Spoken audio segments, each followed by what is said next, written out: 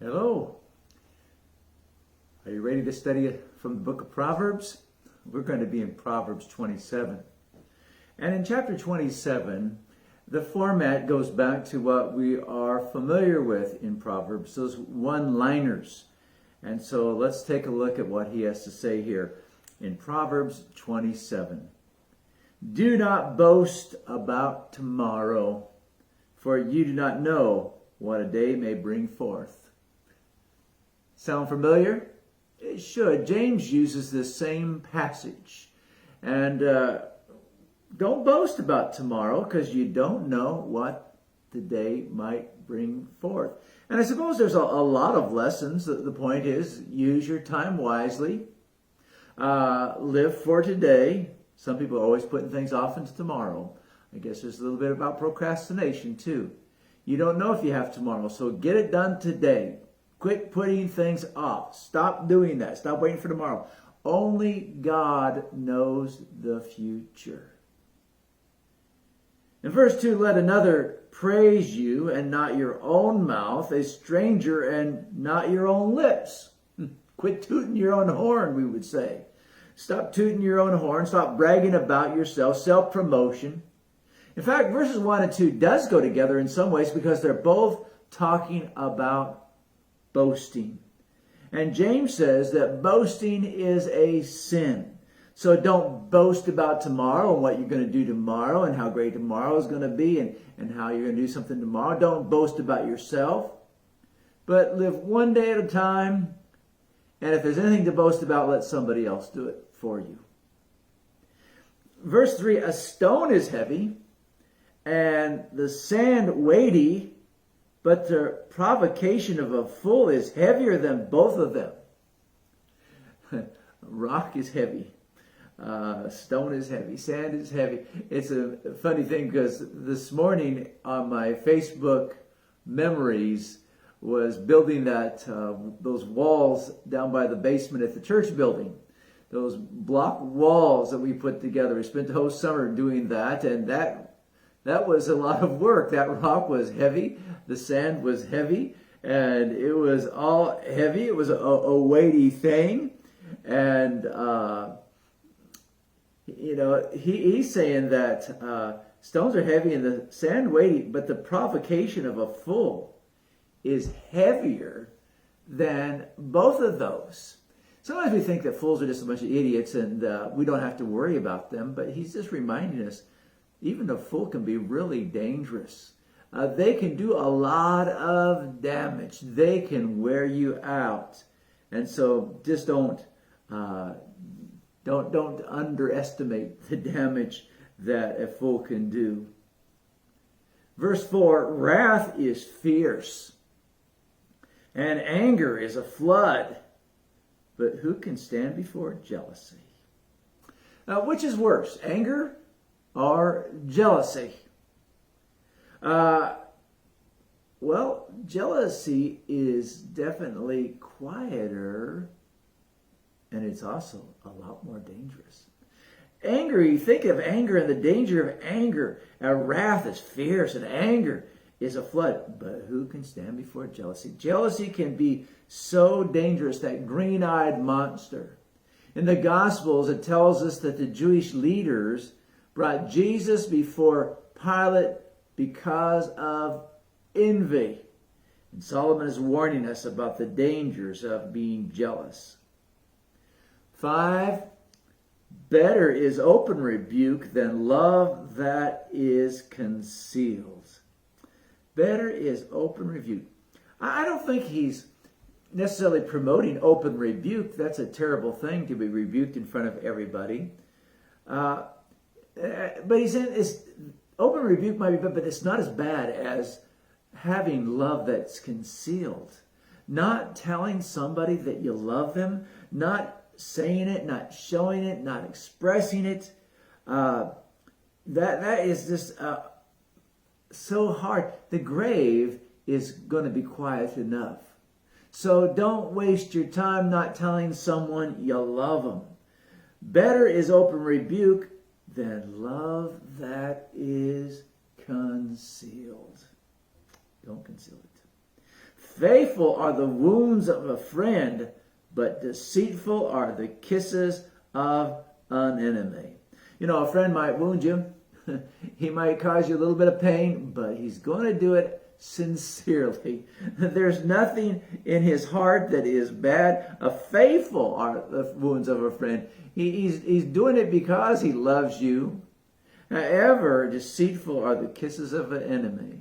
So your friend might look like he's treating you unkindly, but he's doing it for your own good.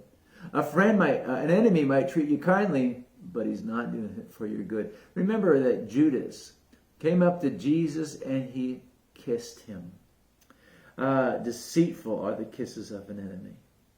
7, a sated man loathes honey, but to a famished man any bitter thing is sweet.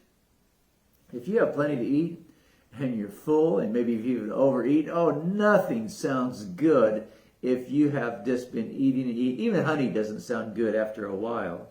But if you are hungry, anything will sound good. Benjamin Franklin once said, a hungry man never saw poor bread. If you're hungry enough, you'll eat just about anything. So many problems we have are just first world problems. You go to Africa, you go to India, you go to a third world country, and they would love to have what you're eating on a bad day. And so he's just saying sometimes people just can't be satisfied because, well, they have so much. Count your blessings and realize how much God has given you. Verse 8, like a bird that wanders from her nest, so is a man who wanders from his home. That's an interesting passage. You can look at it in a couple of ways, I think. A bird who leaves his nest is now unprotected. A person who goes and leaves their home is also unprotected. But there's also another way to look at this, and that is that a bird who abandons her responsibility to her children has done a terrible thing. And so is a man who has walked away from his responsibility. The desertion is terrible.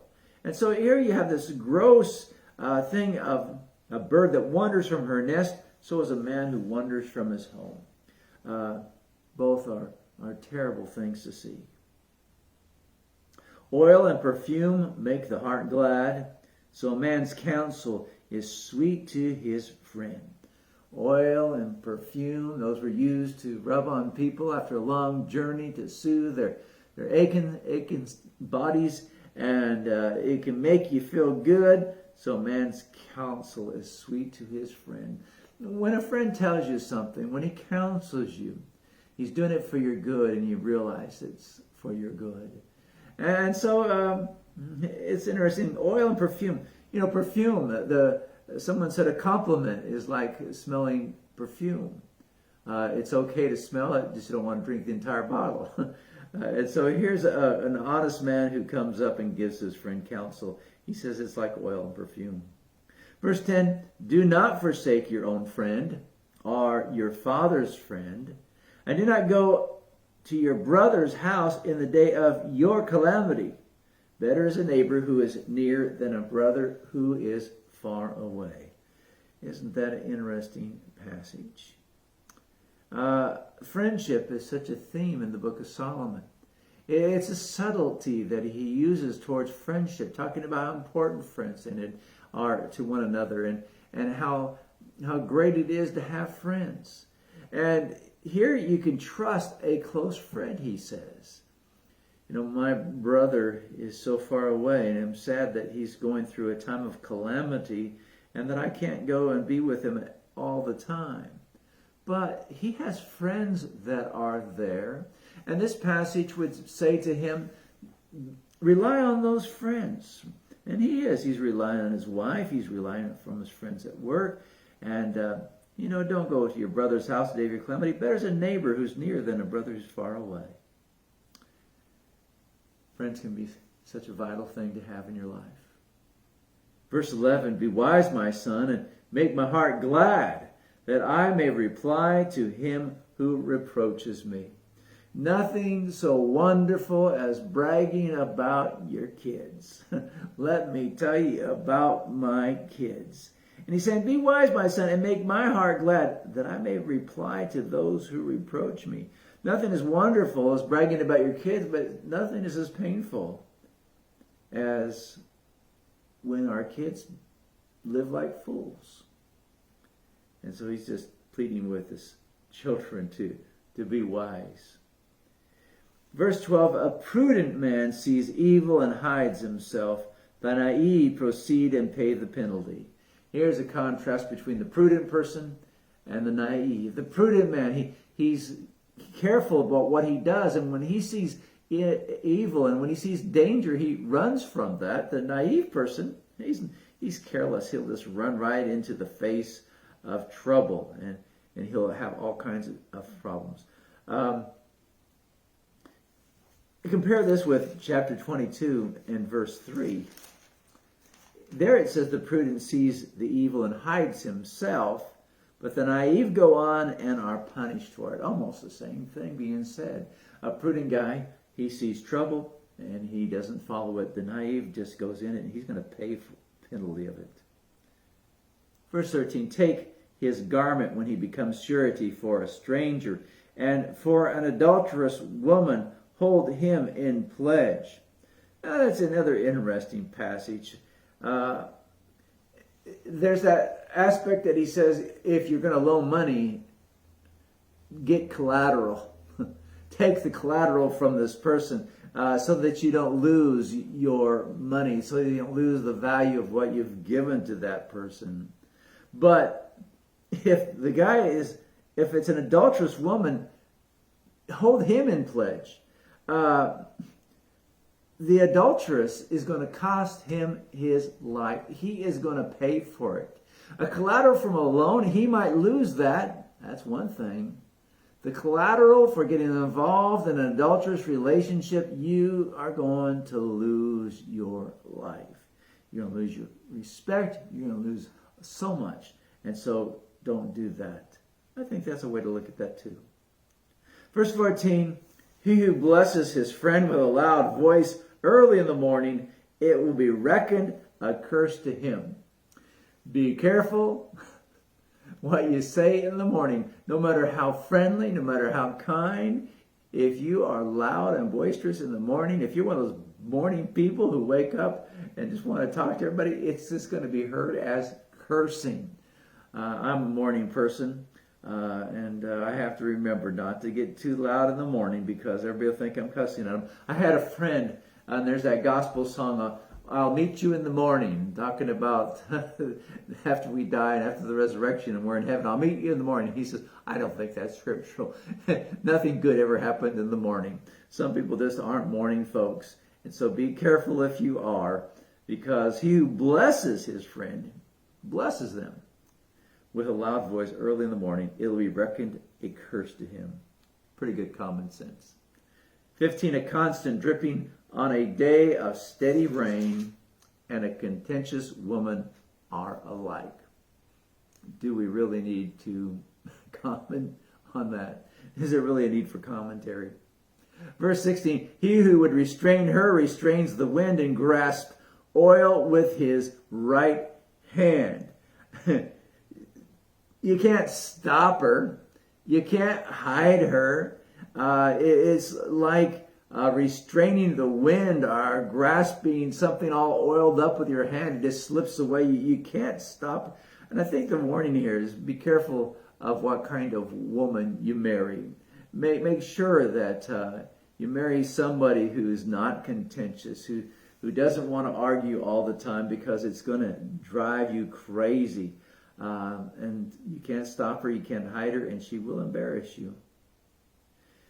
17, iron sharpens iron, so one man sharpens another. Iron sharpens iron. Boy, the sparks will fly. And that happens for us as well. Sometimes we just need a friend that we can argue with, that we can bounce ideas off of. And iron will sharpen iron. And so we need someone who can keep us sharp and will sharpen one another. You could see people argue and you think, oh my goodness, they must not really like each other. They're the best of friends. They're just keeping one another sharp.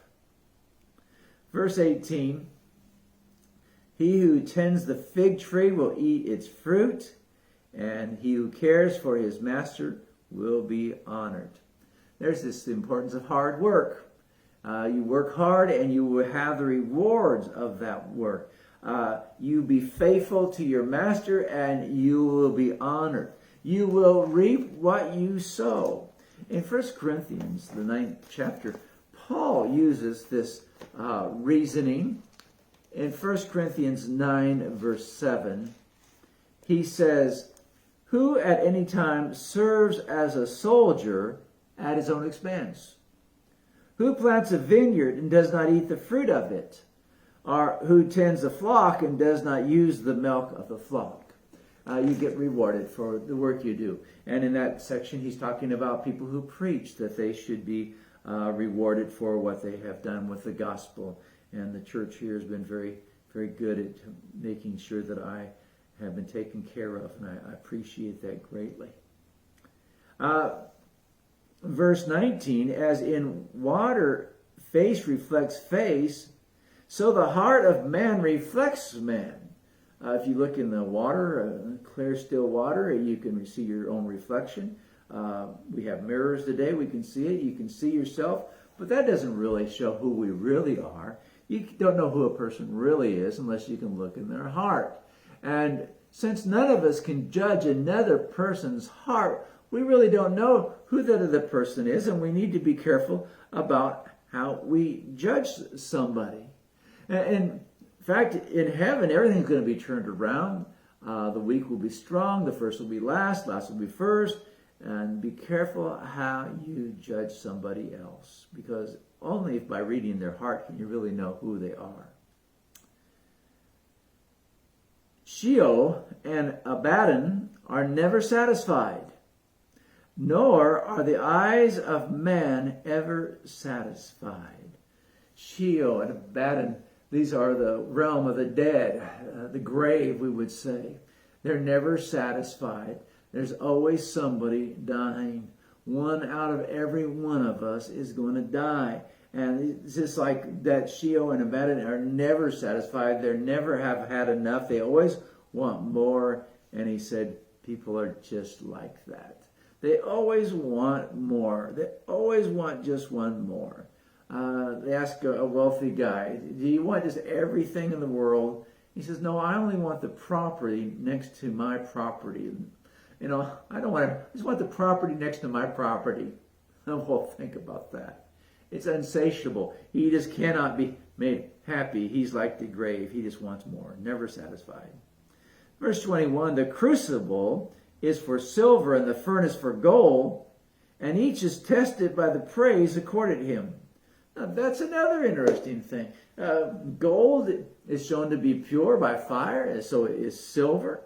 And he says that we are tested not by fire.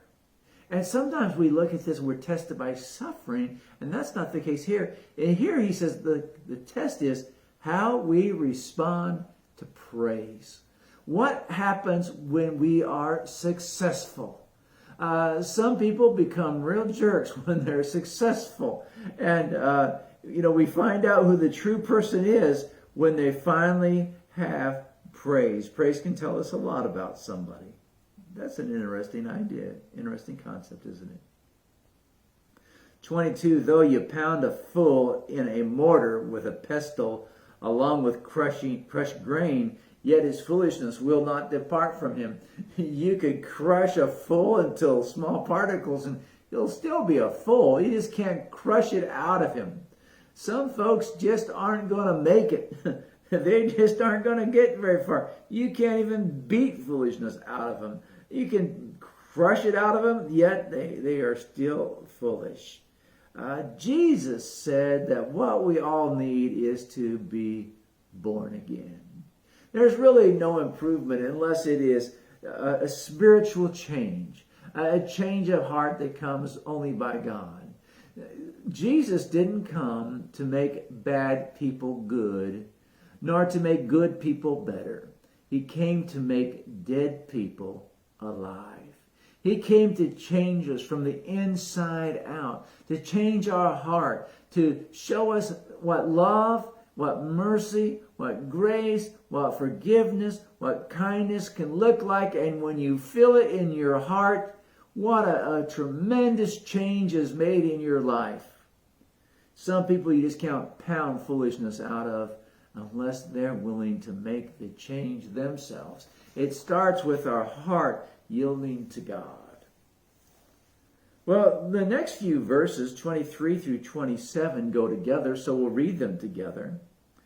Know well the condition of your flocks, and pay attention to your herds, for riches are not forever, nor does a crown endure to all generations.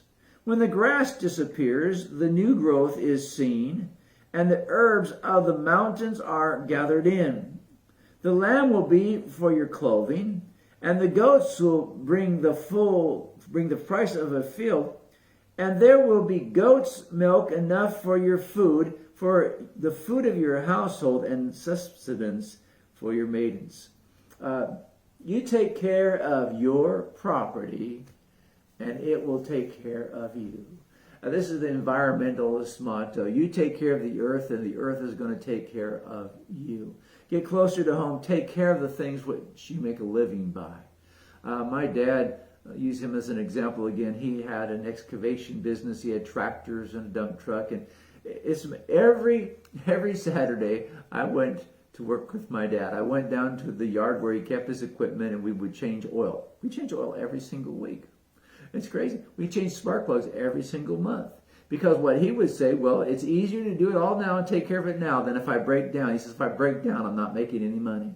If I keep these working well, they're going to continue to be faithful to me, and I can make some money. And so we were down there. If we didn't have oil to change or spark plugs to change or something to fix, we were painting. We would paint those things. We would clean those. And because we needed those to take care of us. And that's what Solomon is saying. Know the conditions of your flocks. Know the conditions of your herd. Take care of what you have so it can take care of you. You know, one of the great things about the wisdom here in Proverbs is it's free. You don't have to be rich to get this, and even if you're poor, you can have it. Rich or poor, no matter who you are, you can have this wisdom, and it is practical. Here is how to be successful in daily living. Here is how to know what the decision you make today will change tomorrow. We have to know what the consequences of our decisions are going to be. And Solomon has given us insights. He's trying to help us out. Well, there's so much to absorb here in these Proverbs. I hope that you could take some of this to heart. Thanks for joining me today.